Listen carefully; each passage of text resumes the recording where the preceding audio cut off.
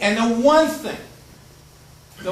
thing that can inhibit our ability to think, the one thing that can inhibit our ability to reason, the one thing that can inhibit our ability to make judgments about reality and choose those things that we believe are best for us is force.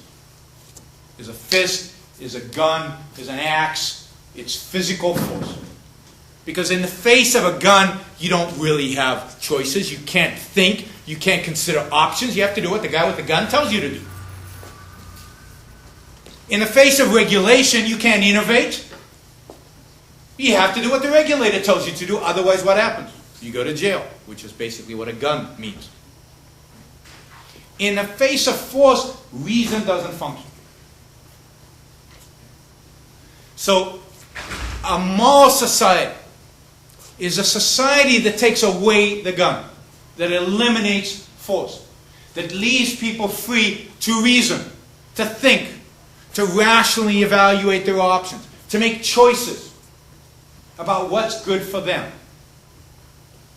Ultimately, about how, in the economic sphere, ultimately about how to make a buck, about how to make profits. And that's what capitalism is. Capitalism is a social economic system in which force is out of the equation. And first and foremost, governmental force is out of the equation. Force and force are out, and you're allowed to make any decision you want in terms of what you believe is good for you. What you believe is in your rational self-interest. What you believe that rationally will lead to your happiness and success and prosperity. That's what capitalism is about.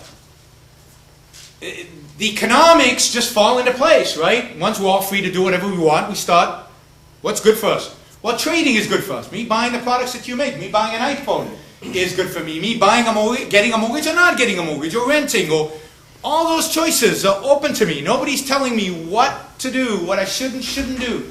I have the entire world, all the options in the world to think about, calculate, figure out what's the best for me. And sometimes I'll make mistakes. And hopefully, if I make mistakes, I'll learn from them. Particularly if I'm made to suffer the consequence of those mistakes, there's an incentive to learn. So capitalism depends on freedom of the individual to pursue his values.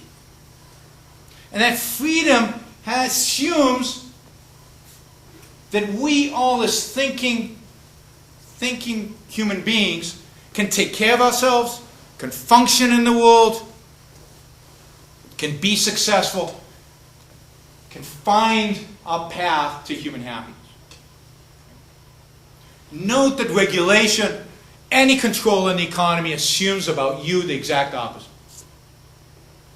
It assumes that the guy who installed the elevator doesn't care about his own self-interest long-term, really, right? Because nobody makes a buck by creating a faulty product. That you have no way to evaluate whether to go into an elevator or not. That you're not to be trusted. The guy who made the elevator is not to be trusted. None of us should be trusted. That indeed your own pursuit of your own happiness is to be suspect, is to be controlled, is to be regulated. So, I believe that the evidence is overwhelming. It's unequivocal. Capitalism is the most successful economic system in the world. It's the only successful economic system we have. To the extent that mixed economies, mixture of socialism and capitalism, create any kind of wealth, it's because they have some freedom left in them. And all you have to do is start squeezing that freedom to see the economic prosperity decline. So capitalism works. But for capitalism to sustain itself politically, to sustain itself culturally, to exist politically and culturally, we have to reject the morality of otherism, the morality of self-sacrifice, the morality of placing others' well-being above our own. To really understand the benefits that capitalism has for human life, you have to understand the morality of rational self-interest. You have to understand that your life is your own. And the purpose of your life is to make, is your own happiness. Not other people's happiness, but your own happiness. And that in itself is not whatever you feel like, but that in itself is guided by the nature of the human being. And the fundamental concept there is reason, is the idea of thought, of figuring out what action one should take to benefit oneself long term.